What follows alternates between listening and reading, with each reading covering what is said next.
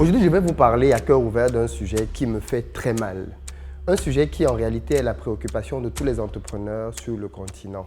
De Dangote jusqu'aux petits débrouillards comme moi, nous affrontons tous au quotidien le même problème. Et croyez-moi, le plus gros challenge que l'on a quand on veut faire du business en Afrique, d'après mon retour d'expérience, ce n'est pas le manque d'électricité, ce n'est pas le manque de routes, ce n'est pas le manque d'infrastructures ou même d'internet. Le problème, il est ailleurs. Et dans cette vidéo, je vais vous en parler à cœur ouvert.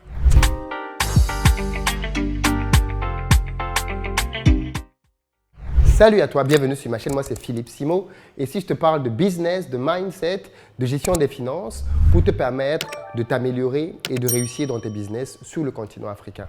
Si tu es nouveau ici, je t'invite à t'abonner pour ne manquer aucune de nos vidéos comme celle-ci. Je voudrais commencer cette vidéo par une petite annonce très importante parce que je suis convaincu que le meilleur moment pour faire les bonnes affaires, c'est quand les personnes sont en difficulté. Il se trouve que j'ai été contacté la semaine dernière par une entreprise qui est en train de se séparer d'un terrain acquis à Yaoundé, en pleine capitale administrative du Cameroun. La position du terrain est excellente. On parle de 1000 mètres carrés sur lesquels vous pouvez réaliser plusieurs types de projets. Je vous invite à suivre le petit spot qui arrive et vous aurez toutes les coordonnées dedans pour pouvoir vous-même les contacter. Le meilleur moment, ne l'oubliez pas, pour faire les bonnes affaires, c'est quand il y a la crise.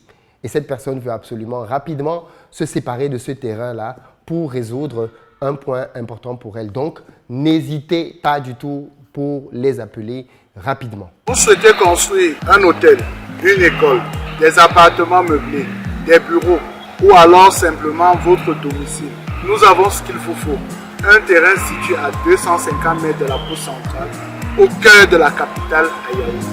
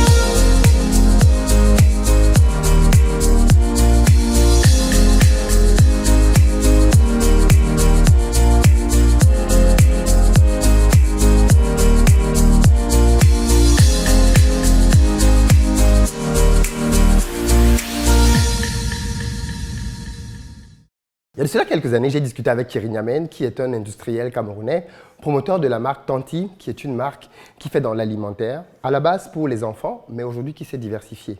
Il venait de subir un vol dans lequel on avait cambriolé dans son entreprise plusieurs ordinateurs.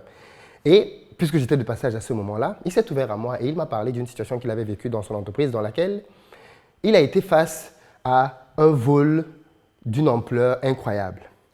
En réalité, comment ils fonctionnent? Ils prennent de la nourriture, enfin leurs produits, qu'ils distribuent dans plusieurs centres dans le pays. Et ensuite, ils font de la collecte derrière pour récupérer l'argent une fois que les commerçants ont vendu les produits. Et donc, il dit qu'il y a une certaine période, il y avait un de ses agents, parce que du coup, les gars étaient en moto, je pense, qui ne ramenait pas le recouvrement d'une boutique bien particulière. Il a pensé que c'était peut-être un petit problème. Donc, il a essayé d'enquêter. Il se rend compte qu'en fait, non, ben, le gars en question n'est pas très clair. La version qu'il lui donne ne lui semble pas concordante. Il envoie le chef d'équipe qui vient et qui donne la même version. Il envoie le chef du chef d'équipe, ainsi de suite. Et au final, quand il va finir par découvrir le poteau rose, il va se rendre compte qu'il y avait dans son entreprise une mafia qui allait du gars qui était en moto jusqu'au DAF. Je ne sais pas si vous réalisez.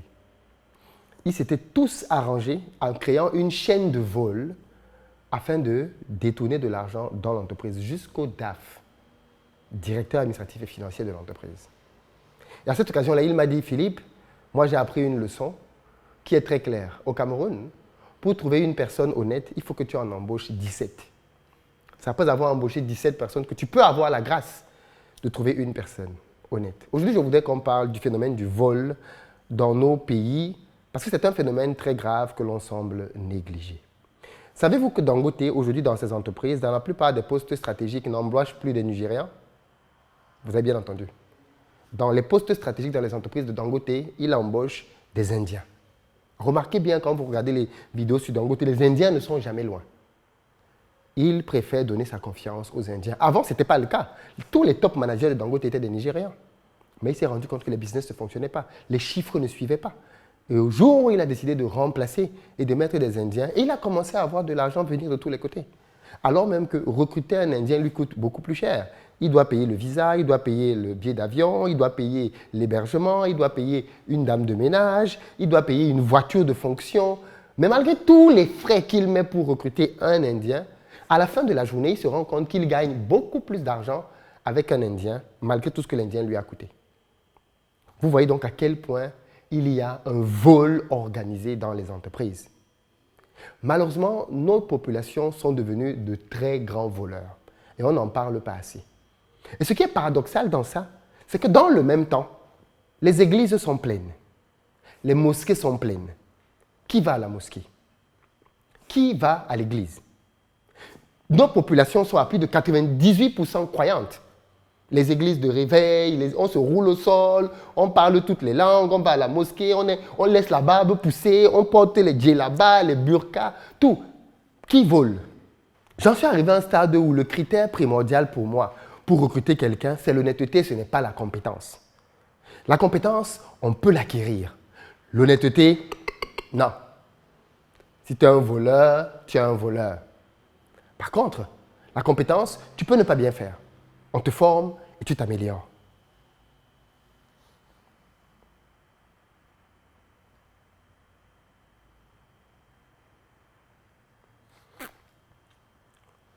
Souvenez-vous pour les anciens de mon matériel qui avait été volé il y a de cela quelques mois en Côte d'Ivoire, du matériel vidéo. Si vous vous rappelez, j'avais fait une vidéo dans laquelle j'expliquais qu'on avait volé du matériel vidéo, caméra, tout ce que vous voulez, un matériel qui coûtait assez cher.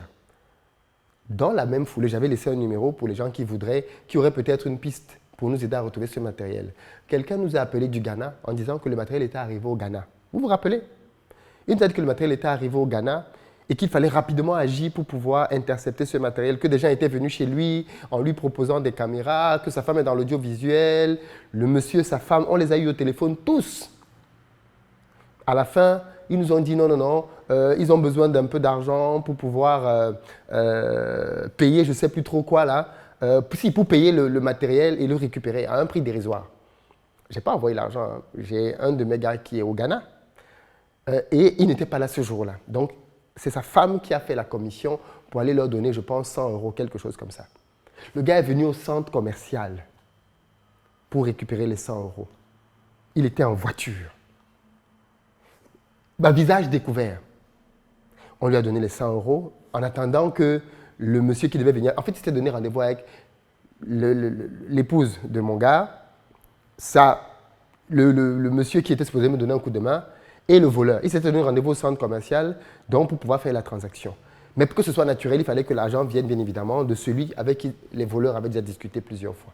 Donc on lui donne donc l'argent en attendant que le gars arrive. Il va aux toilettes pour faire pipi, il laisse sur la table ses effets. Il n'est plus jamais revenu pour 100 €. À visage découvert. Soi-disant, il venait pour nous aider dans une situation de vol qu'on subissait. Il venait lui aussi pour voler par-dessus tout. Voilà la réalité. Des gens qui sont dans des bureaux, qui roulent dans des voitures, volent. Le vol, ça touche tous les étages. Personne n'est épargné. Peu importe son statut social, il vole. Et je pense que c'est aussi parce que nous volons autant que nous supportons finalement la corruption de nos élites. Si la corruption de nos élites ne nous choque pas tant que ça, c'est parce que nous-mêmes nous volons. C'est parce que nous-mêmes nous trichons.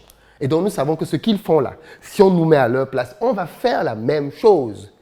Donc on peut se plaindre timidement de la corruption. Mais la vérité, c'est qu'au fond, nous sommes dans la même marmite.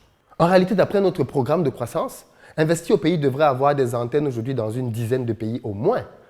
Au moins, on devrait déjà être au Burkina, au Mali, en Guinée, au Tchad, au Bénin, à Madagascar, dans la plupart des pays francophones. On a des audiences là-bas qui nous appellent tous les jours. Venez ouvrir une antenne ici, venez nous former, venez faire ceci, cela. Mais on ne le fait pas pourquoi? Principalement à cause du vol. Comment tu contrôles? À cause du manque de confiance. Comment tu contrôles? Dans tous mes business, je dépense énormément d'argent et d'énergie pour lutter contre le vol et les voleurs. À la ferme, on te vole les poulets, on te vole les porcs, on te vole les lapins, on te vole la provente, c'est-à-dire la nourriture. C'est-à-dire, tu ramènes un sac de nourriture pour les animaux, dont les êtres humains ne peuvent pas manger ça. Il te prend un sac, il prend une assiette, il enlève une ou deux assiettes pleines par sac. Après, ça lui fait un sac qu'il va revendre à l'extérieur. Dans le chantier, tu te rends compte que les gars enlèvent les tôles à certains endroits pour aller te vendre une tôle volée. Ma ferme est à plus de 30 km de la ville. Mais les gars sont prêts à te lever des tôles sur la toiture, marcher avec des tôles dans toute la nuit dans la brousse pour aller vendre des tôles à 2-3 euros.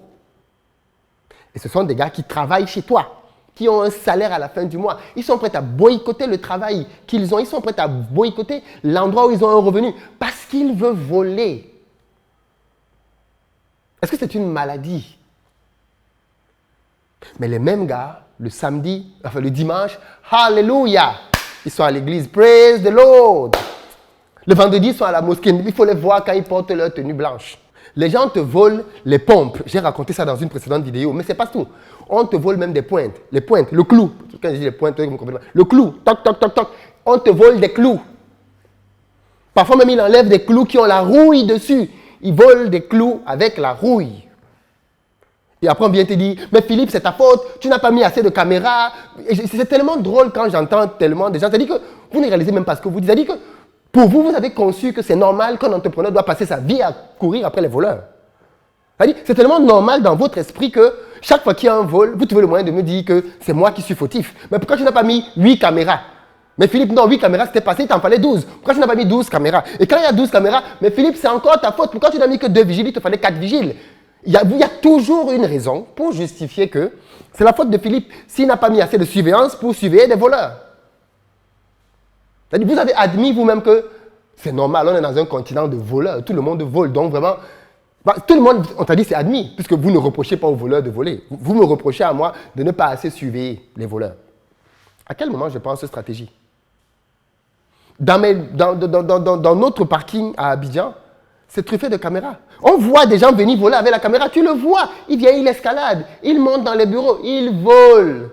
Il vient, il enlève l'écran, on a même eu le cas, il vient, il enlève l'écran de surveillance. Tu le vois, il vient maintenant, il vole, maintenant il enlève l'écran de surveillance et il veut partir avec. Finalement, il se rend compte que vu la hauteur du bâtiment, il ne peut pas sauter avec l'écran de surveillance, il le dépose là. Il repart avec tout ce qu'il peut prendre, même les papiers, il prend. Il vole même les papiers.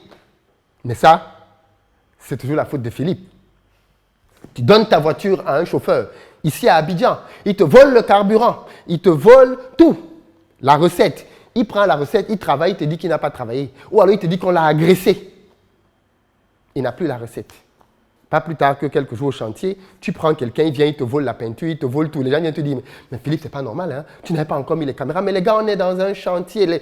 On n'a même pas encore commencé l'activité. C'est-à-dire que pour vous, si je comprends bien dans votre esprit, quand tu démarres un chantier, avant même qu'il y ait l'électricité, la première chose, c'est d'abord mettre les caméras.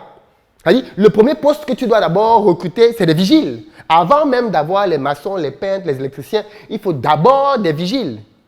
Vous voyez à quel point le vol est ancré dans les mentalités. C'est-à-dire que maintenant, moi, en tant qu'entrepreneur, je ne dois plus réfléchir à comment je développe mon business, comment je vais chercher des clients, comment je vais élargir ma base. Non, non, non, non, non, non. Ma première préoccupation quand je me lève le matin, c'est comment je contrôle le vol. Voilà la réalité. Et dans le même temps, il n'y a jamais eu autant d'églises.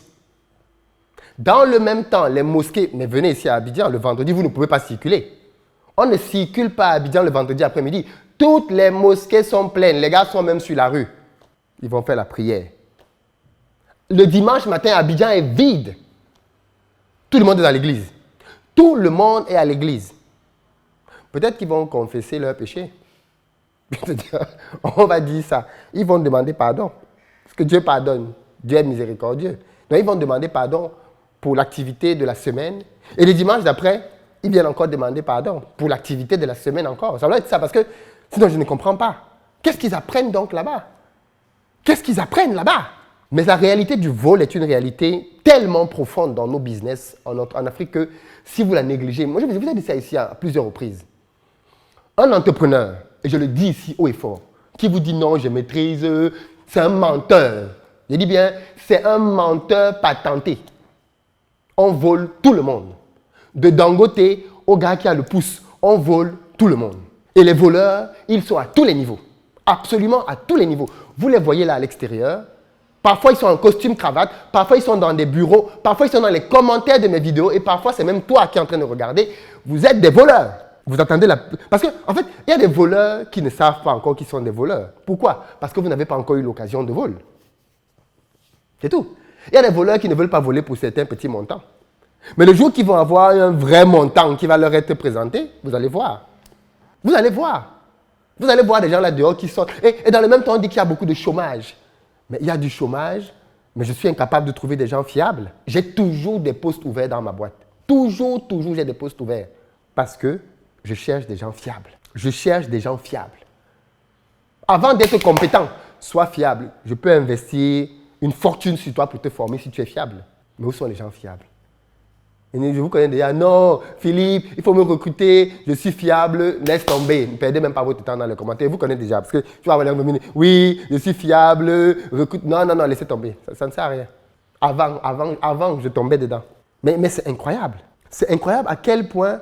Et regardez donc moi à mon petit niveau. Je ne parviens pas à étendre mon business. Si on était aujourd'hui dans 10 pays, investir au pays recruterait combien de personnes? Si on était dans 10 pays, ce n'est pas le capital qui me manque. C'est ça qui est drôle. Ce n'est pas le capital qui me manque. J'avais déjà dit, je n'ai pas de problème de dire, je n'ai pas telle somme pour lancer un bureau. Non, j'ai le capital pour lancer un bureau dans tous les pays dont je vous ai parlé. Donc, ce n'est pas un problème d'argent. Mais je ne lance pas parce que je ne sais pas comment je vais gérer. Parce que je ne sais pas avec qui je vais gérer. Imaginez donc les autres entrepreneurs. Pourquoi est-ce que vous pensez que Dangote n'a pas de cimenteries partout? Pourquoi il s'est limité à quelques pays?